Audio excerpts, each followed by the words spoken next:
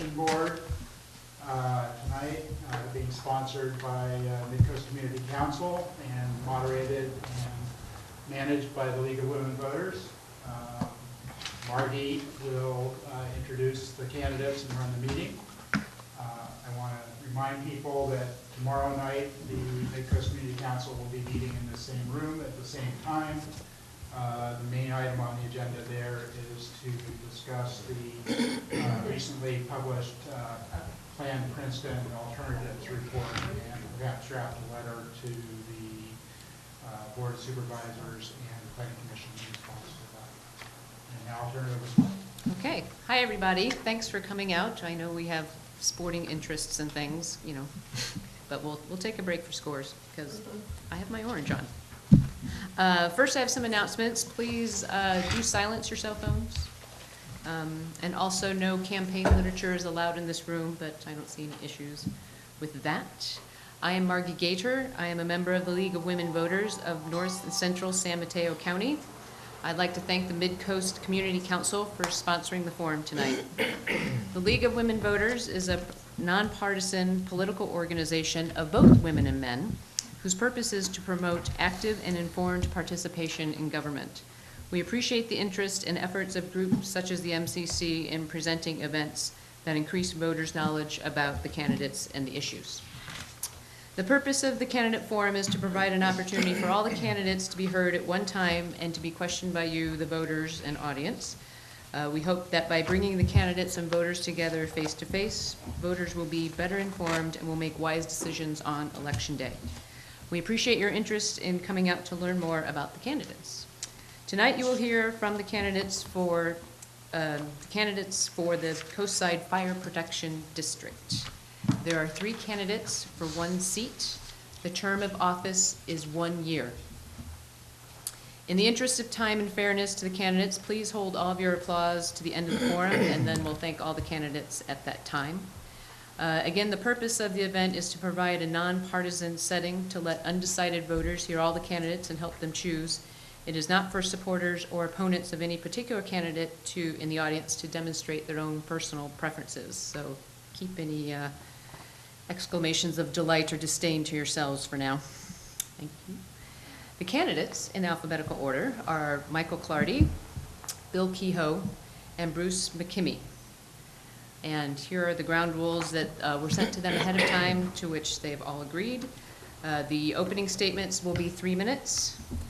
Then we'll have a question period, and each candidate will have a minute to answer each question. All candidates will have an equal time to speak to the question, even if the question was addressed to only one candidate. We'll make sure everybody gets to weigh in on the topic. Each candidate will have then 2 minutes for a closing statement. Our timekeeper is Betty Fleming. She will hold up warning signs when you have a minute left and 30 seconds left of the allotted time. At the end of the time, she will hold up the stop sign. That's the time you need to stop talking, but if you finish your sentence, just don't turn it into a paragraph. Our ushers Ann Kuchins. She will take your questions. They need to be in writing, and if you could write kind of large and legibly, that would be helpful. Raise your hand and she'll bring you a card, or pick up a card with your questions. All the questions come to me. I will sort through them and try to cover all the various topics that I see are being covered in the questions. Sometimes if there's a lot of questions on one topic, I'll try to combine them in the interest of time, so we make sure we cover everything. So that's the basic introduction and the ground rules. We're ready for our opening statements. The candidates have drawn lots to determine the order in which they will speak. Each candidate has 3 minutes for the opening statement, and our first candidate is Mr. McKimmey. Good evening, and thank you all for coming. My name is Bruce McKimmey. I'm a retired firefighter and former board president of the old Point Montero Fire Protection District. I have lived here on the coast for 30-plus years, raised my family here, and I run a little handyman business out of my garage. Last year, we had an interesting recall election in order to keep CAL FIRE here on the coast side. And I believe that preserving a good relationship with CAL FIRE is still the #1 issue for this district. 8 years ago, I helped bring CAL FIRE to the coastside for the first time. I was one of the 6 directors who voted to approve the first CAL FIRE contract. and it cost me a lot of friends among my former colleagues in the fire service, but it was the right call, and the Coastside endorsed it with the recall vote by a 2-to-1 margin. I know more about the CAL FIRE contract and the CAL FIRE relationship than any other candidate in this race. It is close to my heart, and I will protect it from those who still oppose it. The other two issues that I see are crucial are, number one, finding the appropriate locations for 2 new fire stations, and number two, making fiscally responsible decisions about providing the best possible fire service for the Coastside, including a second ambulance. I helped negotiate our current ambulance contract, and I believe it can be expanded. Replacing the 2 fire stations here on the coast is going to be the building of infrastructure, not just a fire station for El Granado, Montera, or Moss Beach, but we will build infrastructure for the entire Coastside that will last 50 years plus. Please ask me more about this during the question and answer period. Replacing the 2 decrepit firehouses will require working closely with multiple agencies, multiple political groups on the Coastside and the county. I am a facilitator. I take pride in my ability to reconcile opposing points of view. I balance different priorities and achieve consensus. I led the successful merger of the 2 fire districts, Half Moon Bay and Point Montera, and you should have seen what those negotiations looked like. I approach every issue from the perspective of we are all in this together.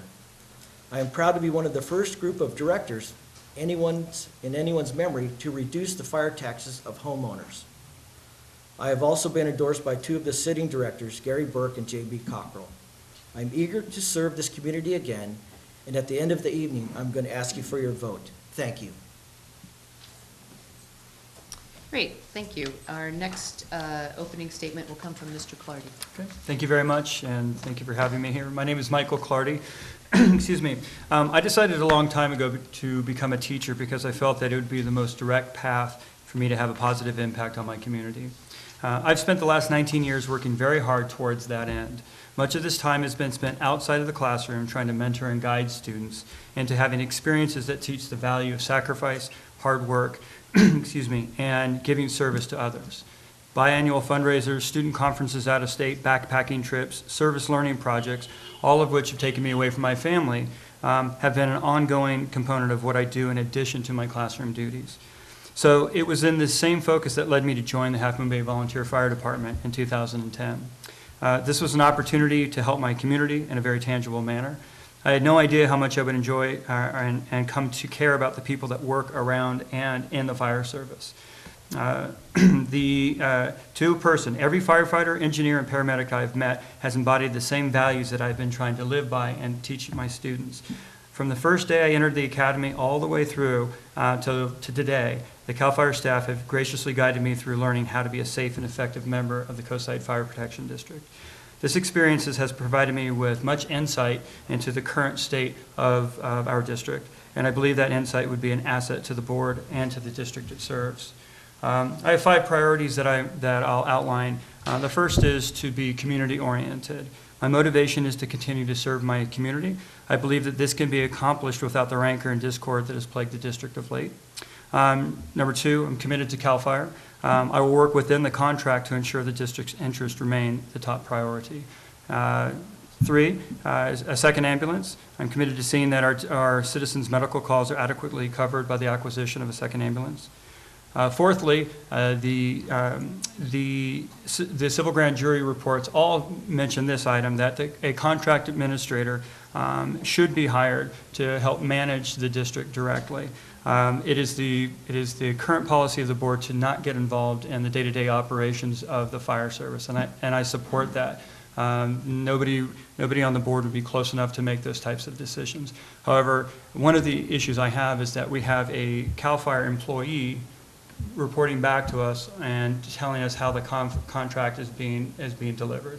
And I think that we should have someone who is more objective in that. And then finally, the fiscal responsibility part. I'm determined to wisely spend our tax dollars on equipment and personnel that fit the mission of the district. And I see that our budgets have gone up year after year, and I think that the more fiscal responsibility needs to be brought into the fold. Thank you. Thank you. And finally, the last opening statement will be from Mr. Kehoe. Thank you. First, I'd like to thank the League for sponsoring this forum so that We can all get to voice our opinions on the fire board and let the community know what's going on so they can make an informed decision when they go to the ballot box. My name is Bill Keogh, and I'm running for the Coastside Fire Board because when I moved here 29 years ago, one of the reasons I came here was because I really enjoyed the whole vitality of the people in this community and how they like to jump in and help out. I really believe that our number one job on the fire board is to set the direction and policy for the fire services and to watch the financials. I don't think that we should get involved in the day-to-day operations of the fire board. One of the problems that caused the recall was the fact that too many of the past directors that were voted out wanted to tell the chief how to run his day-to-day business. Having served on boards for private industry, as well as starting a few of my own companies, I realized that the last thing you want to do when you hire a good CEO or a fire chief is to be second-guessing them every month when they come before the board. If they're executing policy, let them execute the policy. If they're staying within the financial constraints that are put on it, then you let them continue. And so we shouldn't be talking about whether or not they need to have other, what do I want to say? We shouldn't be considering how they are going to do the day-to-day operations. So I've actually spent a lot of time here working with the community, trying to come up with consensus. I helped form the Midcoast Community Council back in 1990. The reason is that the community was not getting its fair say in the unincorporated area with the county. So we needed to get a way to have the county listen to us. I think that it's important that the community is brought in on all the decisions. So it's inherent, I think, with the current board. I think they're doing a fine job. I think they're fiscally responsible, and I want that to continue.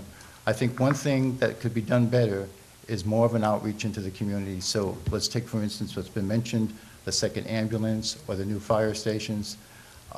I have gone to most of the board meetings for the past 3 years, and I have been bringing these issues up, saying that we need to listen to the community and make sure we get them early on into the process so that they all agree on it. Anyway, as the questions come up, I will get into some of these actions in more detail, but I will requestfully ask for your vote at the end. Thank you. Oh, one last thing.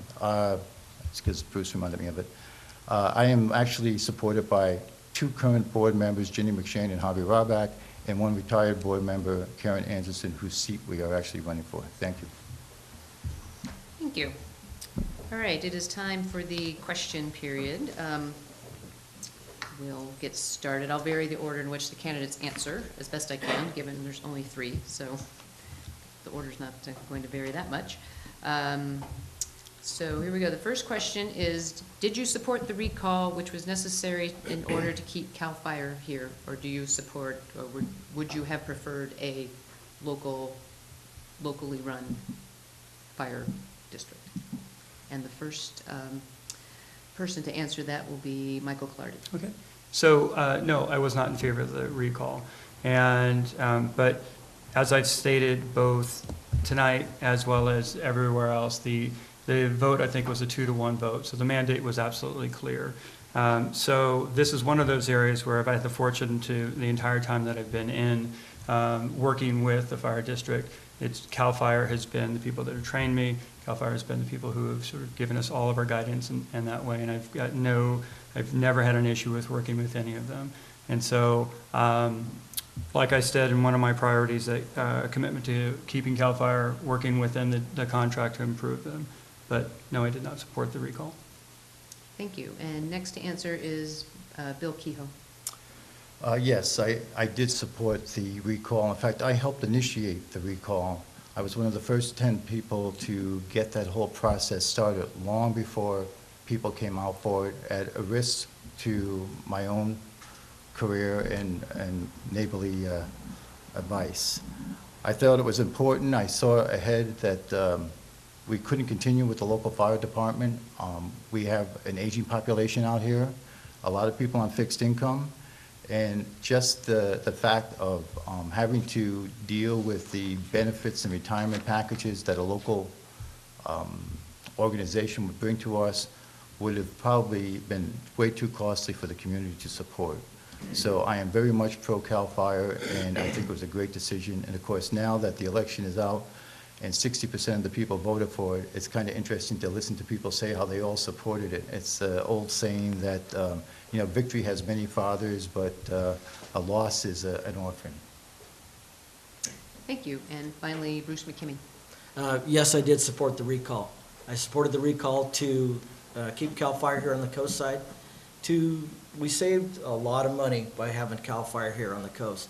And now we're able to build those 2 new fire stations. We're able to procure the land to build those fire stations. So yes, I did support the recall. Thank you. Thank you. Our next question, I'll preface this with, I will ask more than one question about fire station location because it appears to be a hot topic. So I won't try to pack too much into one question. So the first one is, what are the important points or what's the important criteria for deciding locations of a new fire station? And this time we will start with Bill Kehoe. Thank you. Well, obviously, the most important criteria was brought back by the City Gates study that shows the maximum response time from each location to the furthest point. They started out with, I believe, a 6 or a 5.5 minute boundary point and looked at the available locations that would fit a fire station in. As it turns out, the forefathers of the fire district actually picked some of the best locations. There was very little change in either of the stations in Point Montero or here in El Granada that would effectively change the response time for that. So that being said, knowing that they're probably in the right location, I think the issue now is the cost and stability of the parcels that they're looking at, and that will only happen through a normal process of building where they do the soil test to make sure that everything can support a fire station, which we need to get that information back, and then obviously how big the station's going to be. So, Great, thank you. And second on this question is Bruce McKimmey. Can you repeat that question, please? Sure. Thank It you. is, what are the most important points or criteria for deciding the locations of new fire stations? New fire stations needs to have egress onto the highway so that both the whole district is covered. Response time, 6:59, I believe, is the longest that they can respond to. So the station location needs to be closer to the highway. We need to get the Moss Beach station out of the neighborhood and down closer to the highway, which will facilitate even a quicker response time.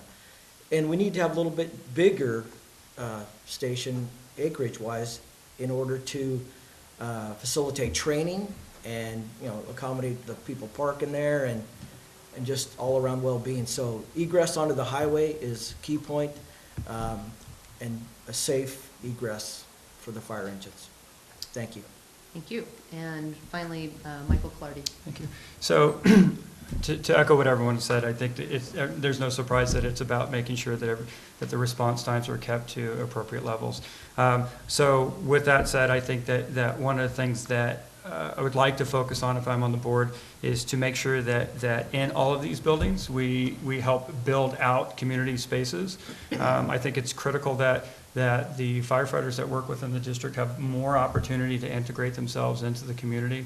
These guys are coming from far and wide, and so it'd be great to see the Boy Scouts, to see Girl Scout troops, to see various community groups be able to use the 41 and 44 in the same way that is being used in 40. And that way, you truly are bringing the fire service and the community together. But response times are obviously critical. Thank you. The next question is, what role does a director have in affecting the culture of emergency services, and how would you influence that culture?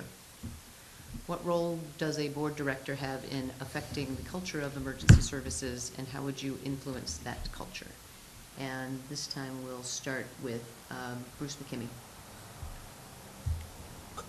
The culture of the fire service, it's the board of directors' job to run the purse strings, to facilitate and place the monies and vote for the monies to go to certain directions, to make sure that that the contracts are being met. It's not the board of directors' job to create a culture for the fire service, for emergency response. We can applaud the culture that's going on and support that culture, but in my opinion, it's not the board of directors that mandates the culture or tries to guide that culture. Thank you. Thank you. Next on that question is Michael Clardy. Okay, so again, clearly the board of directors' responsibility is to make sure that they are spending dollars wisely. And I think the way in which they spend those dollars has a direct impact on culture.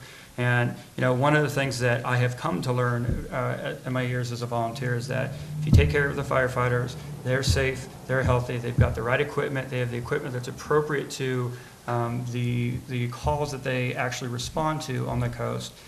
That is the way that you influence culture, by showing to these guys and women that their board supports them, not just in word, but in deed. And so not dictating day-to-day stuff, but supporting them and making sure that we have actually turnouts that can get clean and that they're safe, getting those weight rooms out of the aft base so there's not diesel particulates all over the workout equipment, taking care of the people that take care of us. That's how we do that. Great, and finally, Bill Kehoe. Yes, it's a fine line. The board can influence the culture of a fire department. Obviously, it is about setting policy first and making sure that the budgets are balanced and that the community can afford the services that are being rendered. But you can also, in that setting the policy and setting direction, one of the things I've seen over the past few years is that there has been more emphasis on a local community emergency response team. They're doing more classes now. They're involving the community in that. So with that community outreach comes more of a better liaison with the community and the actual firemen on station. There was mention of the new fire departments having a community room. That community room needs to be equipped in such a way that it would function as an emergency center in case of any kind of natural disaster, because we could be split up if there was a major quake with the highway breaking down. So those are ways that they could influence. Great, thanks. And I'll ask for a giant score after this next question. The next question is, how many fire board meetings have you attended in the last 2 years? And what, if any, conflict of interest do you have with Coastside Fire District? How many fire boards meetings have you attended in the last 2 years? And what, if any, conflict of interest do you have with the Coastside Fire District? And this time we'll start with Michael Clardy. Right. So in the last 2 years, certainly it made, I don't know how many during the recall. That was a pretty sexy time to show up to the fire board meetings. So between that and my Thursday night duties, I would say at least a dozen in the last 2 years. Second part of the question? The second part is, what, if any, conflict of interest do you have with the fire district? So in talking to some people, they wanted to throw out there that because I'm a volunteer that there's the potential for a conflict of interest. But, I'm too old to get a job full-time. I like my job. And so there's nothing that I get materially from the fire district. And so as I see it, there are none. Thank you. And next for this question is Bruce McKinney. I don't believe I have attended any board meetings in the last 2 years, so I can't go any farther there. And there might be a conflict of interest, but I would recuse myself from any votes on retirement money issues. Okay. And finally, then Bill Kehoe. I've been attending the fire board meetings since before the recall. I go to pretty much every month, except when I have some kind of a conflict. So, I don't know, 20 plus. I think as far as, I think it's important that you go. I was able to raise questions about a second ambulance months ago and get a report put on the public agenda so people would know what's going on there, as well as some of the issues with fire station locations and how those fire stations would be designed. As far as conflict of interest goes, I'm actually retired now. I have no conflict of interest.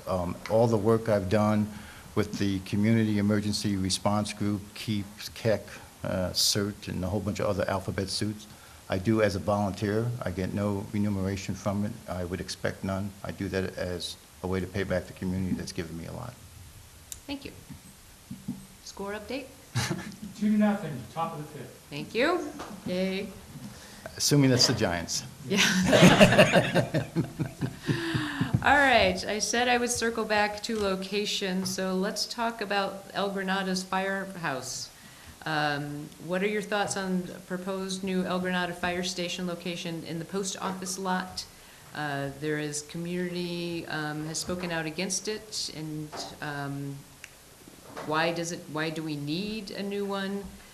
Please be specific. Calling it outdated or rundown is not specific enough. So does El Granada need a new firehouse, and what is your opinion about where it should be? And we will start with Bill Kehoe. Oh, boy, lucky me. Okay, so there has been some pushback from local community members on the location of it. I think the cityscape report pretty much shows for response times where the best locations are. I think there are a lot of things that are currently wrong with the present location and firehouse that really need to be addressed. About 6 months to a year ago, they did a tour of the fire stations, and I took that before I even thought about running. The El Granada Fire Station is very old. It has seismic challenges, to say the least. The trucks barely fit in with a couple of inch clearance on each side of the mirrors because the equipment is getting larger as it gets more technical. And we have the old bays. So it really probably needs a complete rebuild. The Montero Station is further out, and the needs there that haven't been addressed yet, but that needs to be looked at for reasons already mentioned. Thank you. And next for this question is Michael Clardy. Okay.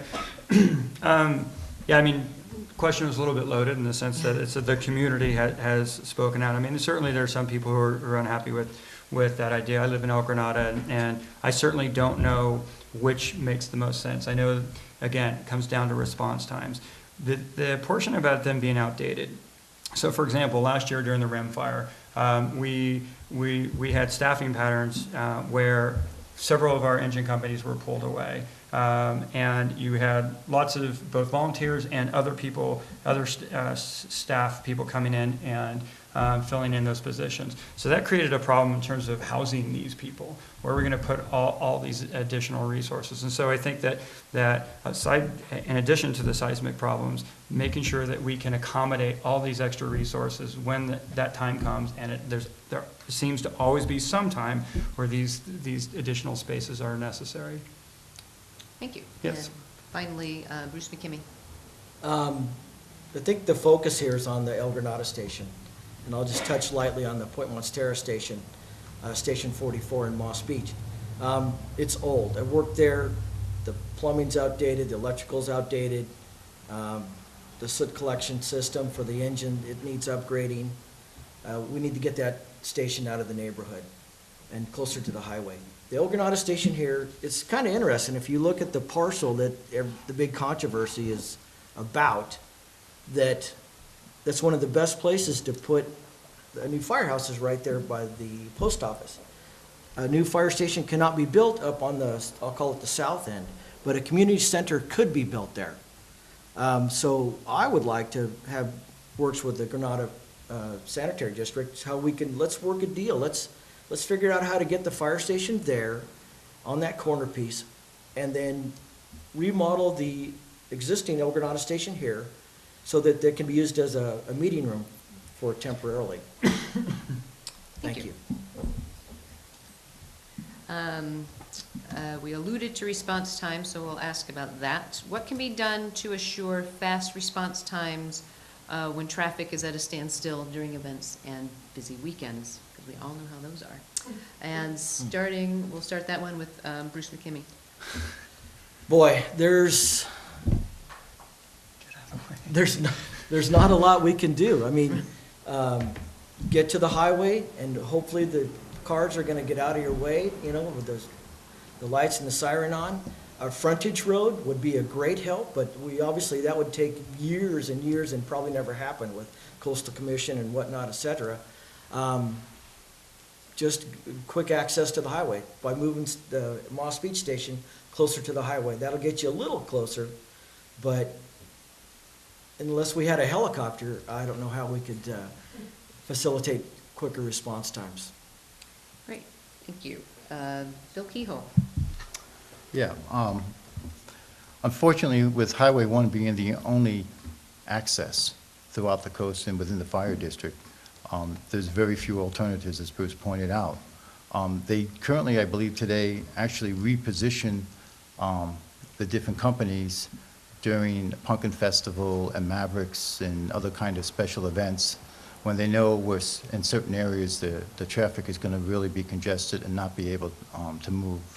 That's one of the reasons why the 3 stations that we have today are where they are, and why we're not looking to consolidate those stations, because one group think that by consolidating the stations, you can save money, which there is some kind of economy of scale there, but unfortunately, you kill your response time. So there are new technologies that they look at, what they call fly trucks, lower staff trucks that are more maneuverable to get to medical emergencies.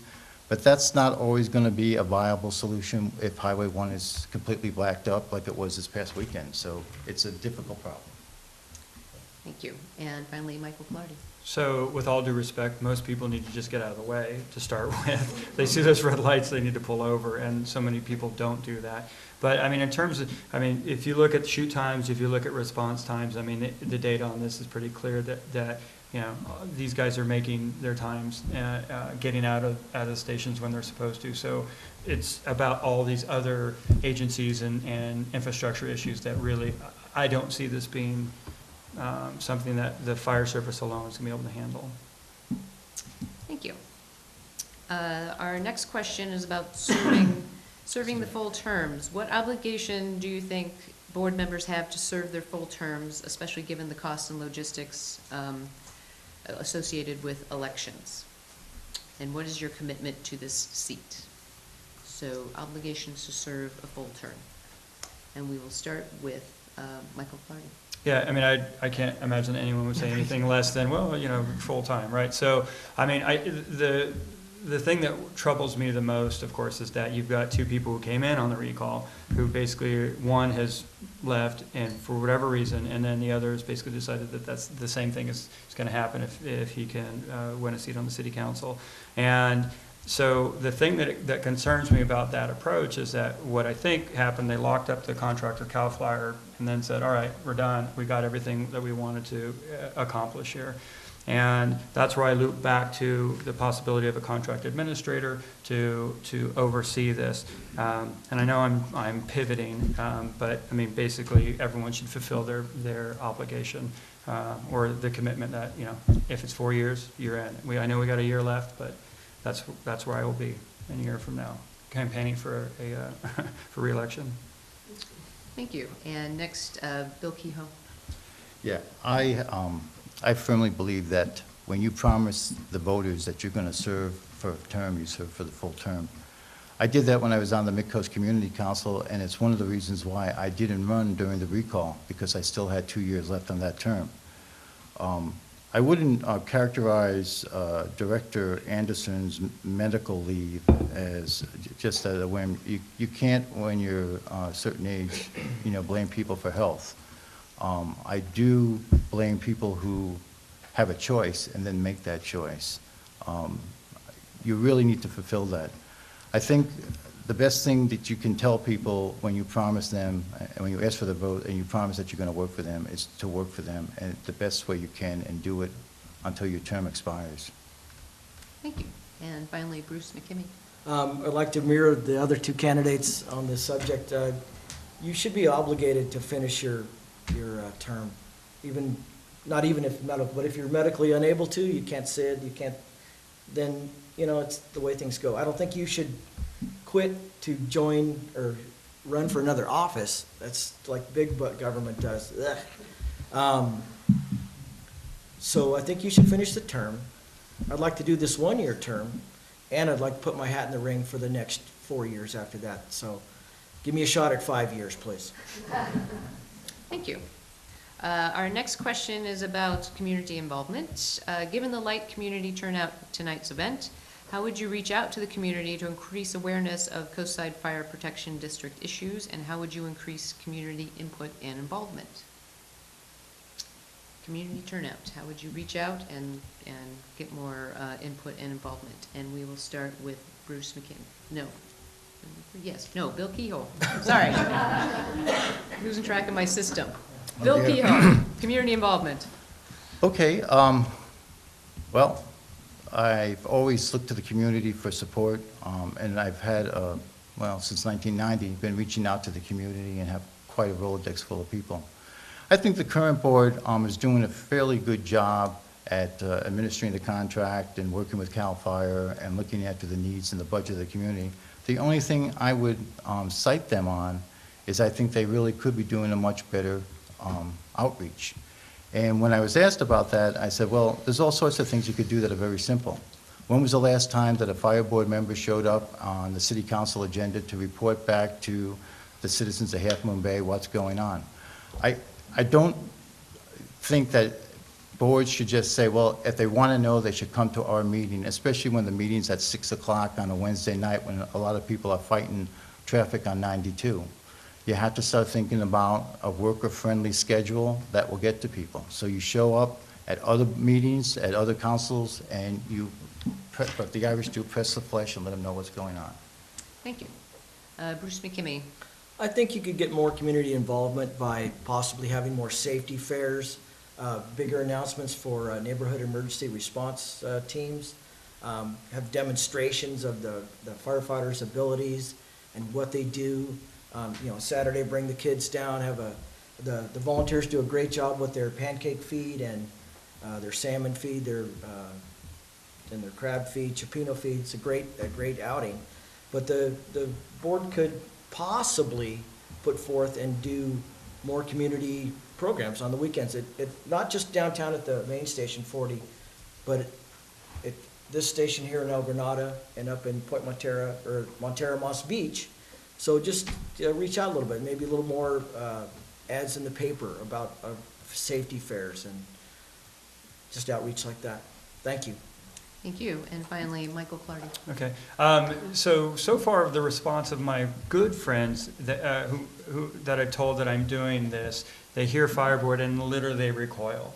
So there's still this sort of palpable sort of fear or dislike, or I'm not sure what it is about, that's lingering over from this recall that I think people just want to run away from it and not talk to the crazies that are all like on either side of this.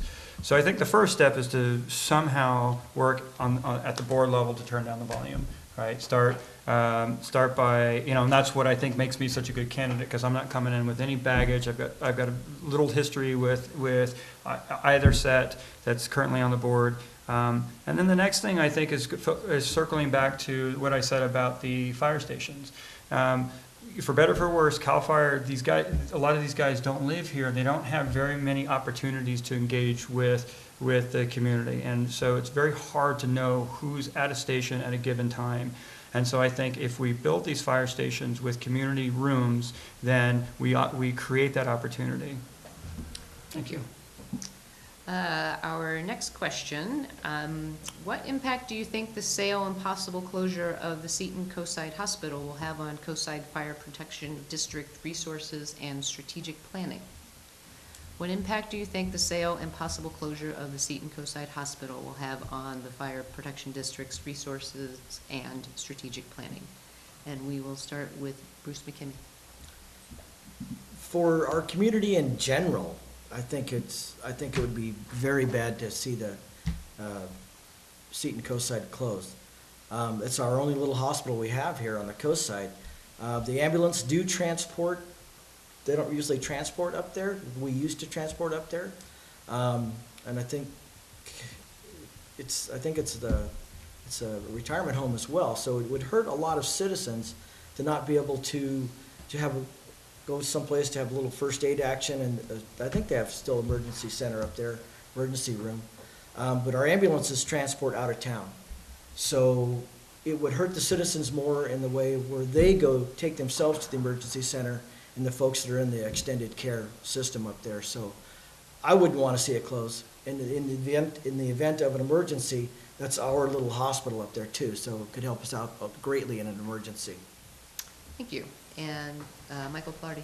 Yeah, I mean, I would anticipate call volume going up a little bit, where if someone was inclined to take, my daughter fell backwards and hit her head, I might call an ambulance instead of waiting to get over the hill if I couldn't go to Seton. There's also, I don't know the numbers of retired people who live up there or people who are infirmed, but I know that if those people end up filtering back into the community, then again, that would increase our call volume. And so, the strategic plan would have to accommodate for those numbers. And so certainly the fire service will be busier. Station 40, I'm sure their numbers would jump up from where they currently stand. Thank you. And finally, Bill Kehoe. Well, like Bruce, I always felt that Seton is kind of our own little hospital. I've actually done volunteer work there for the people that are long-term care. There's about 60 of them. Started a musical program for high school kids to play and give them a little bit of relief once a month.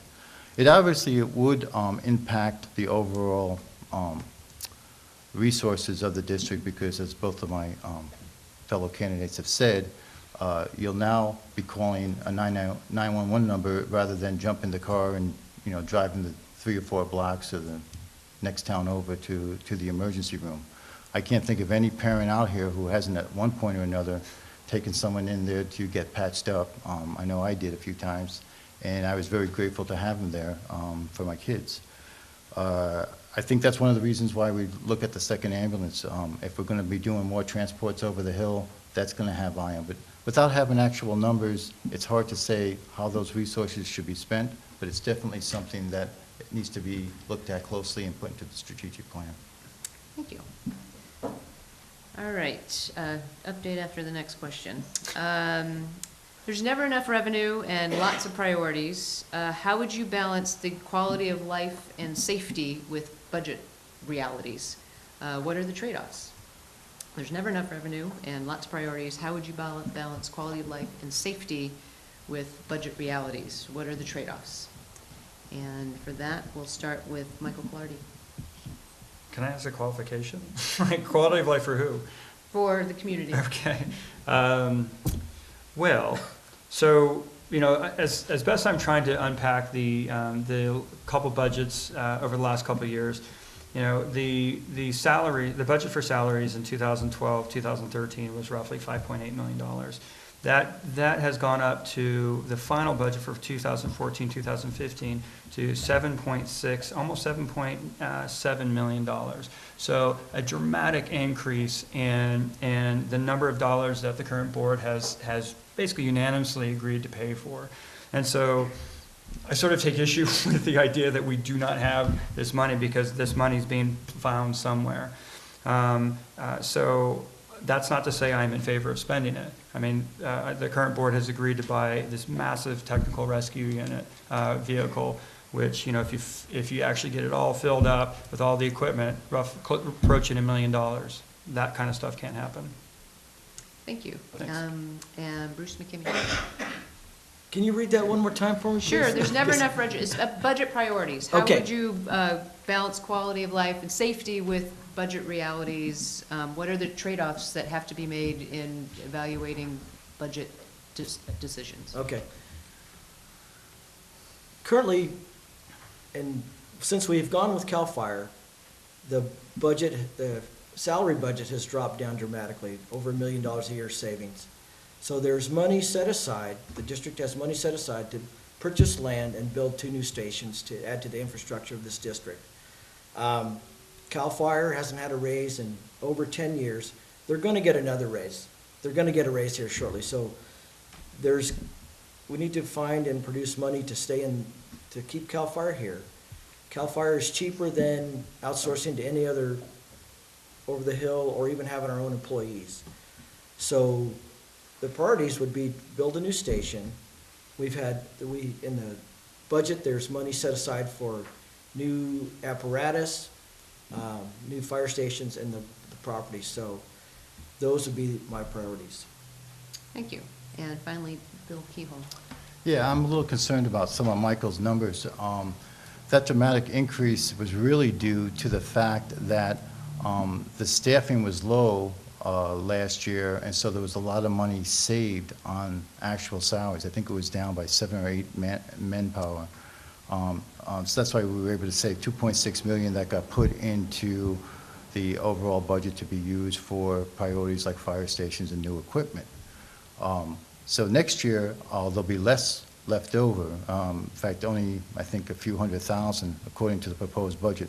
And all this I got by attending the board meetings on a regular basis. They discuss this, it's in the staff packet, you read it over, you can see what's going on there. Unfortunately, for all special districts, not just fire departments, the cost of operation is going to continue to grow. And the cost of technology to perform those operations is going to continue to grow. We have a small community. We have an aging community. A lot of young people get jobs, they move out, we're stuck with retirement incomes. So just quickly, let me say that it is an ongoing problem that needs to be carefully monitored so that we keep it. Thank you.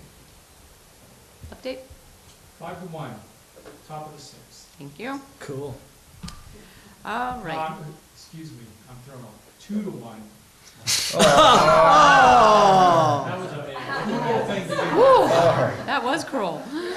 All right, 2-1, top of the My 6. mind is on the answers. Well, fair enough. Thank you. The next question, 2 candidates have the support of separate current board members. To those candidates, what are your strengths and views that they support?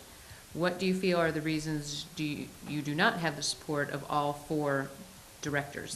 That would be to everybody. So what views of current board members do you align with, and why do you not have the support of all 4 directors? And for that one, we will start with Bill Keyhole. Oh, wow. Well, I think I can say why I have the support of the 3 board members that I have is that it was through both helping to keep CAL FIRE and to attending the meetings and talking with them. As to the 2 board members who do not support me, it was kind of a puzzle to me when I applied during the appointment process, but I'd have to, you have to ask them. They've never talked to me about it or what they dislike, so I'm not 100% sure.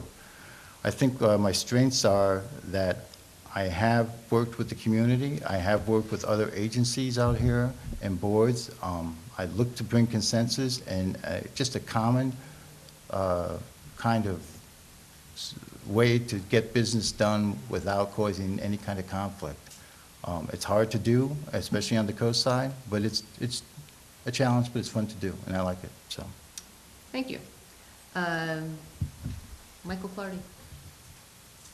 So, can you just real quick? If you have the support- Because I'm not included in this question, If but you I'll try have, to. if you have the support of current board members, how would you align, how do you align with their views? And if not, why do you not have the support of any or all of the directors? I'll dance around that one. So, I mean, but I think what I said earlier about me being one of the best choice here has to do with the fact that, I mean, both of these gentlemen I just met tonight, so I don't know anything about them personally, but clearly we were in this position to, our district spending $100, $110, $20,000 or whatever it is to participate in this election. And we have this, we are back to the sort of rancor that got us the recall, that put us in this this position to be spending all of this money. I think that's unfortunate, and I think that needs to be avoided. And if Mr. Rarbach were to get elected and Mr. Kehoe were to be elected, we're right back to this 2-2 stalemate, and potentially right back to a special election to fill yet another vacant seat. And so whoever's supporting the various candidates, I think I come in without the baggage, without the liability of that I've talked about. Thank you. And finally, Bruce McKinney. I'm supported by J.B. Cockrell and Gary Burke, and I like how they think about fiscal responsibility, and I believe that they like how I feel about fiscal responsibility. The other two board members, I didn't ask them for support. So for all I know, they want me on the board. So I'm pretty sure they do. Just gonna be bold about that. Deep down inside, I think that all four board members support me and want me on that board. Thank you. Thank you. For our next question, do you support changing the fire board meetings to not conflict with other local agencies such as this one and Granada Sanitary and Montero Water? Also, would you consider changing the start time back to 7 p.m. to make it easier for commuters to attend? And for that one, we'll start with Bruce McKinney. I think we have to put it all on a board. If there's that many disgruntled citizens, put it on the board, and because there's almost meetings every night here on the coast. Put it on the board and vote to figure out which is the best time to start and stop, and figure out the best day to have those meetings. So, yeah, let's work with the community and figure out what's going to work best for everybody. Thank you. Thank you. Bill Keyhole. Just to clarify one point that Bruce just made, 3 of the board members actually do endorse me. That's Ginny McShane and Harvey Rarbach and Karen Anderson. Not to pull them away from you, but I just want to make sure we not only keep the Giants score intact, but we keep all the scores intact.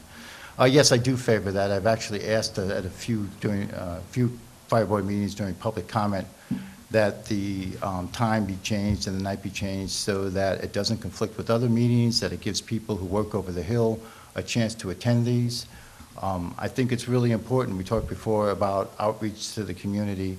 I think people need to know what the board does. I think the more they know what's going on there and things like, I've asked people like when I'm out campaigning, do they know anything about the 2 firehouses? And I can honestly say probably 80 to 90% don't know it. I mean, those of us that are in the heat of the battle know about it, and a few others, but it's really important that we make it as convenient as possible for the community.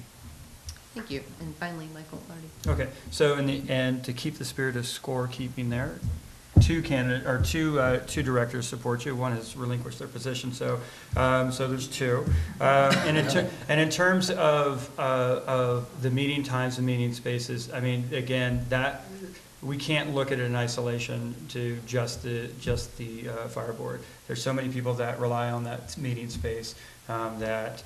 Yeah, I think maybe having the big sort of meta schedule out there might be helpful to look at. Great, thank you. What special talents or qualifications would you bring to this office, to the board? What special talents or qualifications would you bring to the board? And for that, we'll start with Michael Clardy. Okay, so I think one of the strongest talents that I bring is the insight that being a volunteer has given me. For example, in June there was a fire at the airport, and first engine in, set up to attack the fire. Second engine in, missed basically picking up the fire hydrant. So that fire hydrant, we ended up doing about a 3,000-foot lay-in with the 5-inch hose to supply that. But in the meantime, had to basically piggyback on all the different engines to maintain constant water supply. So having some insight into what it actually looks like on a day-to-day basis is helpful. I mean, none of the, and this wouldn't, I don't think, contradict anything that the current board members want, but I would say we need to get at least one more hydrant at the airport. It was a situation, had it got out of hand, we would have been in a tough position. So it's that type of insight that I think is useful. Thank you. Bill Keyhole. Thank you. Well, back to what does the board do? My background is over 40 years of working in the high-tech industry and computers, and at one point actually managing global budgets for large corporations like Oracle and Tandem and Fujitsu. I think that the day-to-day, we talked about a contract administrator. I've dealt with contracts that go multinational with many different facets in it, from different corporations with the different needs. And I think these kind of things, along with very complex budgets and very complex technology, I have a mind that helps digest that, look for the patterns, and are able to come back with plans that are easily executable. So that's what the board is going to be doing, not telling the firefighters how to do the job. That's CAL FIRE's job, and if that's not being done, then the board should step in and make sure the training's there. Thank you. And finally, Bruce McKimmey. Bruce McKimmey brings to the table 15 years in the fire service, 8 years combined on the Point Montero Fire Board and the Coastside Fire Protection District Board. I'm heavily involved in the community, helped build Moss Beach Park. I bring a lot to the table, insight. So I've got a lot of information to participate with. I'm the best candidate for the job, so please vote for me. Thank you. Thank you. Apparently, people call the fire department for when they're locked out. So the question is, shouldn't we be telling people to call a locksmith versus calling the fire department if they are locked out of, I don't know if this was for vehicles, it's about vehicles.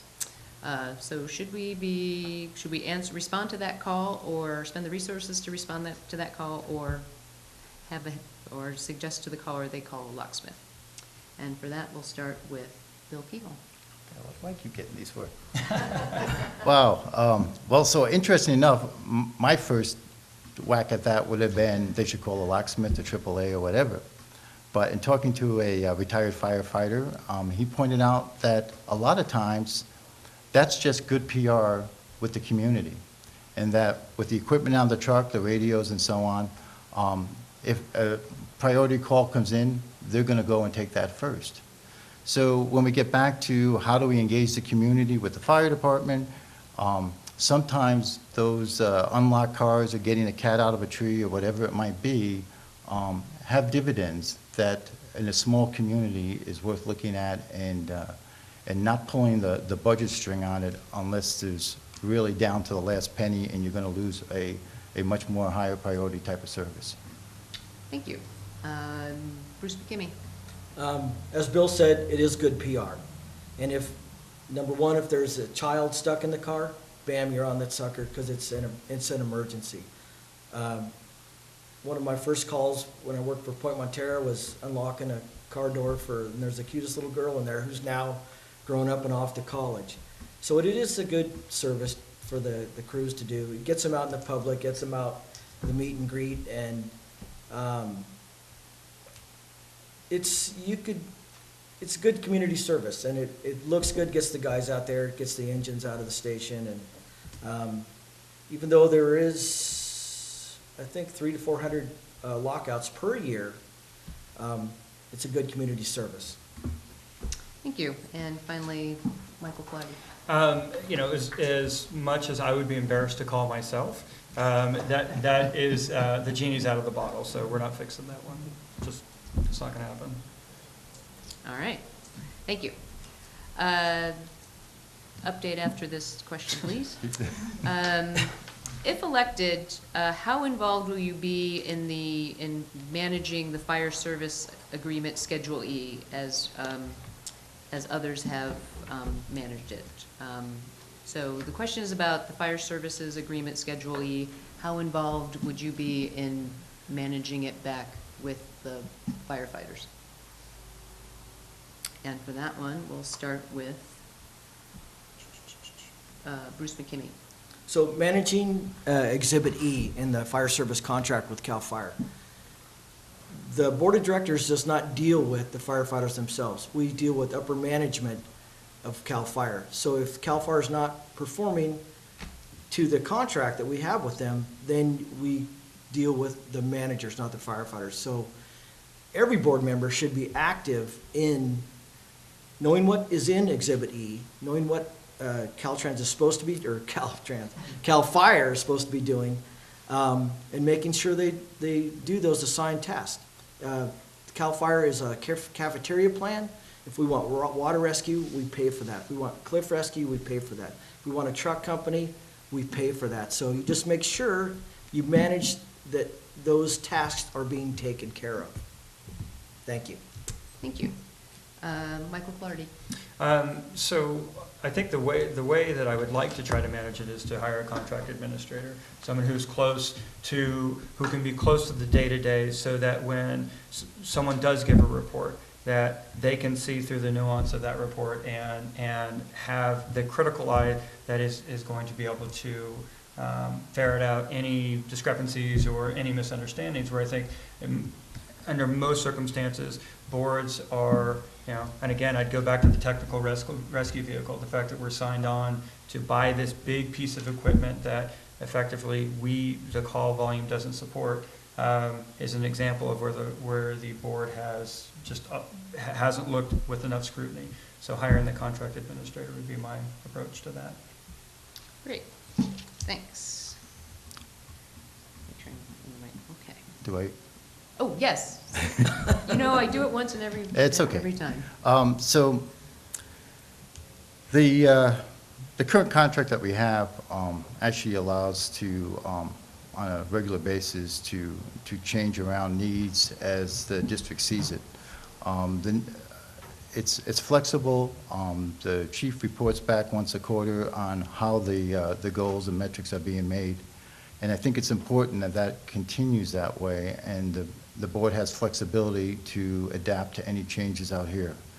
I don't think the need for a contract administrator is there. I think that's what the board is supposed to be doing. That's one of the reasons why I brought up the fact that I've dealt with very complex contracts and administration of those, and making sure that gets implemented. I've also sat on the board of a couple of private companies. And if you have people like Gary Burke and myself and the other directors who have that kind of world experience, and they trust their chief, then I think it's workable without trying to take and put someone else in there that's going to be a drain on the budget. Thank you. Update? 2-1, Giants had the bases loaded and were unable to score. Not a good sign. Remains the 6th. All right, thank you. We have time for a couple more questions. How would you gauge or evaluate the community's input regarding fire protection needs? How would you evaluate community input regarding fire protection needs? And for that one, we will start with Bill Keyhall. I was trying to figure out the question. How would I gauge the community's fire needs? Like whether Community input. So if you get community input, how would you evaluate? I'll throw in implemented. Yeah. Or So potential implementation. let How about me take a swipe at this. What I think is being asked here is how would you implement needs that the community raises to the fire board? I think a lot of that is making sure that you understand what the problem is, which I don't with this question, but I think what they would be looking for is to make sure that the chief understands what that is necessary. In the past, I know that a bunch of people here in El Granada had a problem with the post lands, which became GGNRA lands, with the amount of debris from the eucalyptus trees brushing up against their property lines. And I was on the Midcoast Community Council at the time, and I engaged CAL FIRE and the community members, and we had a meeting to discuss those issues with Post, and then eventually with GGNRA to make sure that was looked after and the debris was removed and things like that. So if it's a legitimate problem that they're having, I certainly would turn it over to the chief and make sure that it gets looked into. Thank you. Next on this is Michael Clardy. Okay. So my sense of it is that the fire service knows too well that perception's reality, and so that anybody that comes to the fire station, to the chief, their concerns have to be taken seriously. But that doesn't mean necessarily that the fire service is going to sort of adjust its mission necessarily. And so that's where that education piece comes into play, where clearly dealing with all emergencies, making sure that if the if people don't like where signs are put up, or if people don't like the fact that the engines are loud and they're coming through their neighborhoods, or whatever the complaint may be, that they're respectfully addressed, and if it can't be fixed, then the fire service has an obligation to do so. Thank you. And finally, for this question, Bruce McKimmey. I agree with both Bill and Mike. I mean, a citizen or citizens comes to the board or the chief with a complaint. You log that complaint with the chief, and then he's delegated that task. You see if that complaint is legitimate. You see if the solution is legitimate, and does it meet the needs of the whole community. If it benefits the whole community or is it legitimate, then the chief can implement and act appropriately. Thank you. Thank you. And so that we can finish on time, this will be our last question. Are we still seeing benefits from the CAL FIRE contract, and is there anything we should change regarding it? Are we still seeing any benefits from the CAL FIRE contract, and is there anything you would like to change within it? And for that one, we will start with Michael Clardy. Okay, so clearly, as the other two candidates have noted, there has been money that the district has saved and has been able to put into reserve funds for both apparatus and buildings, and I think that one of the critical issues, and I don't know how in the CAL FIRE contract this could be worked, but I would like to see this happen if possible, is figuring out ways to incentivize staff to stay here longer. Right, anybody who lives in El Granada knows that you could easily get lost like that, and living here for 10 years, I still have a hard time directing people to my house in a way that they get there the first time. And I've followed engines up to a chimney fire, and the people got spun around. I'm not faulting them for it. It's just not an easy place to be. So there's a lot of redundant training that happens as a result of the turnover. And so if there's a way to work within the contract to make that happen, I would love to see these faces be here longer. Thank you. Bruce McKimmey. Can you repeat the question, please? Sure. Are we still seeing benefits from the CAL FIRE contract, and what, if anything, would you change about it? Yes, we're still seeing benefits. Michael hit the nail on the head. We've got money put away for apparatus, buildings, new turnouts. The money's put away for the medical fund to pay out those getting medical from Half Moon Bay Fire. And that is a problem. Turnover of personnel is a problem. So it would be great to get personnel to stay here longer. Personnel turnover has always been a problem here on the coast side. There's not enough action for the young guys. The older guys love it because it's not a retirement home by any means, because the place could go up at any moment, and you get the occasional barn burner. But I would like to see them work on retention of employees. And when I was on the board, we checked on offering incentives to keep CAL FIRE employees here. That's not legal with CAL FIRE, so we need to maybe build new stations to make them more comfortable, make them feel more at home, because it is a home for them. Thank you. Thank you. And finally, Bill Kehoe. Yes, I think we're still getting benefits from the CAL FIRE contract, and we still luckily have 6 more years to go on that. It's an amendable contract. There's quarterly updates on how they're meeting their goals. I think the changes that would, obviously, retention of personnel is always good for any business. That experience is invaluable. And so that's a good way to do it. But unfortunately, with working with the CAL FIRE rules and regulations, it becomes somewhat challenging.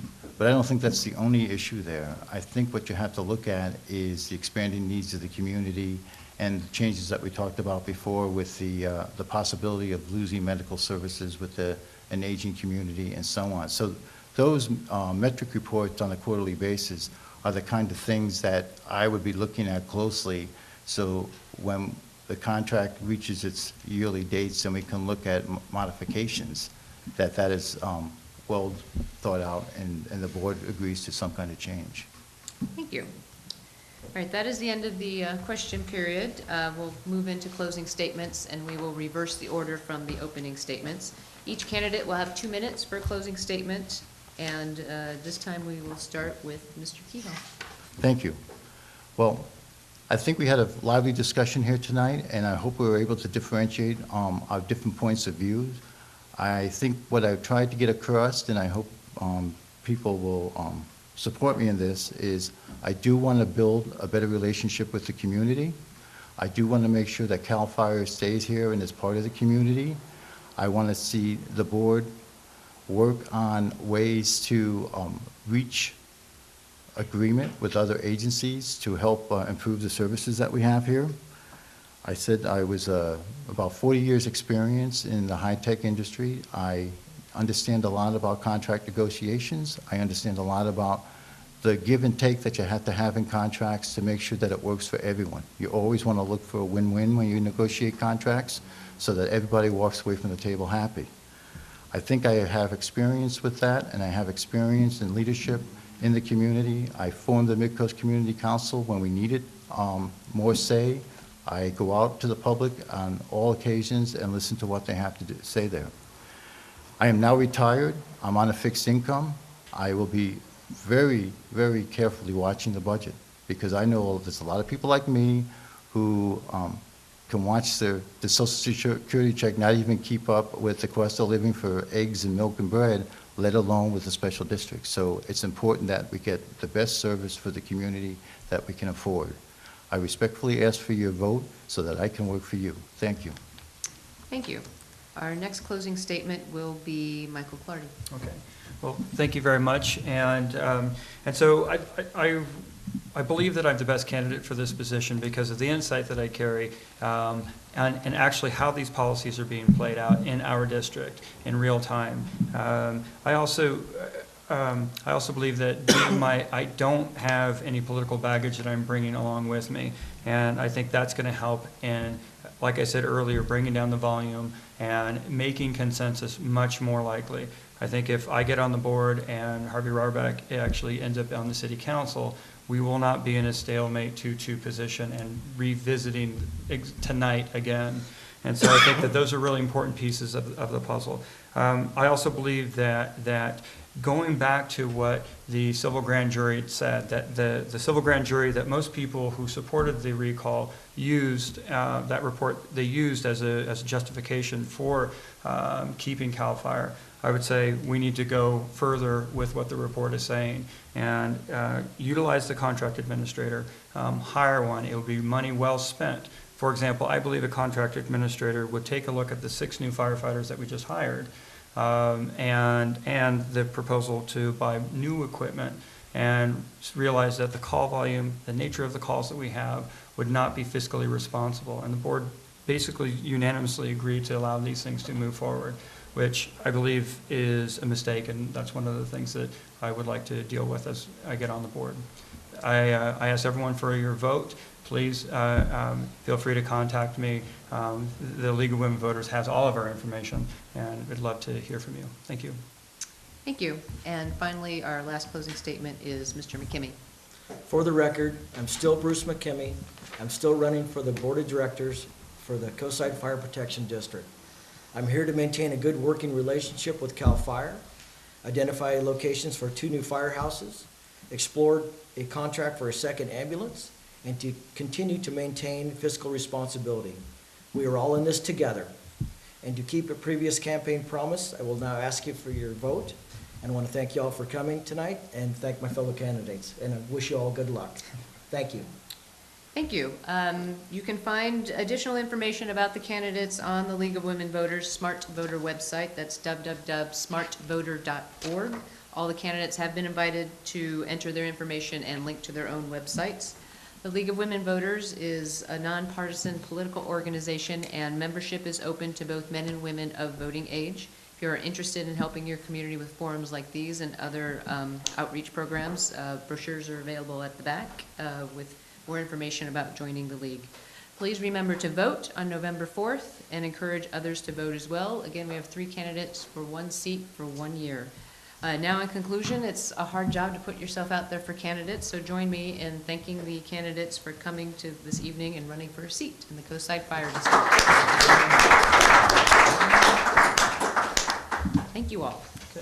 Thank you. Any score change? No? Okay. Good luck. Thank you.